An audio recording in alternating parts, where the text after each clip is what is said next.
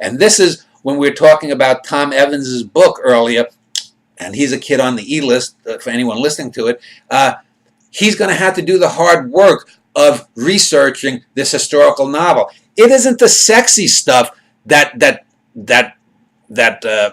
often is the thing that Tom, for example, in his book, has that ability to get inside the character to think like a 19th century man. But bringing in pogo sticks and electric fans into the Civil War says you have to get beyond just getting the sexy stuff. It's sexy. It makes you feel good to get that that Melvillian Whitmanian kind of era.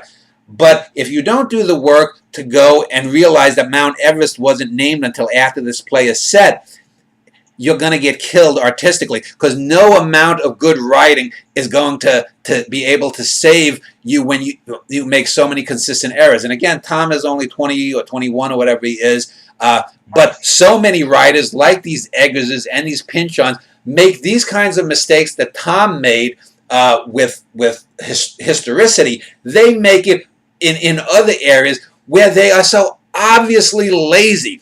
And it's this laziness that damns their work. Maybe Eggers has some writing talent. I can't see it. And I'm the best fucking critic you're ever going to meet. Maybe James Fry has it. He's even worse than Eggers. But these motherfuckers don't want to work for it. They don't want to work. Seems most of them, when you read about them in interviews, they don't even read anyway. Well, yeah. They read the same stuff over and over. Or you have listed just in this conversation, you have listed a myriad amount of influences that went into The Edge of the Stone, dozens of different references. I often wonder if greatness can be enhanced too by the more complex you are your influences. Say, instead of just being influenced by Hart Crane or Robert Frost or Robert Jeffers, expanding it outward to hundreds to thousands of poets, generally lends itself, if you have the talent, to a wider array of diversity. This is what I often find, though, when I'm reading of other writers, is that they had only a handful of influences, and that's why they never really grew after their final spurt of talent was used up. But here's the thing. I mentioned Star Trek. I mentioned Beowulf. I mentioned Desert of the Tartars. I mentioned Philip K. Dick, who I think is very overrated. But I can see things in their work that they couldn't.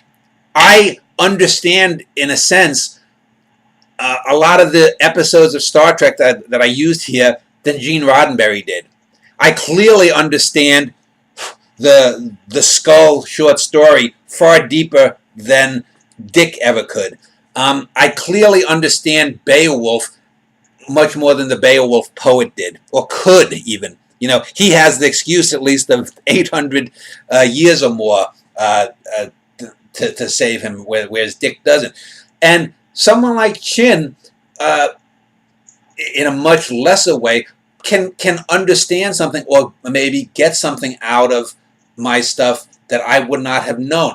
I remember there was some of his reviews he was talking about. He talked about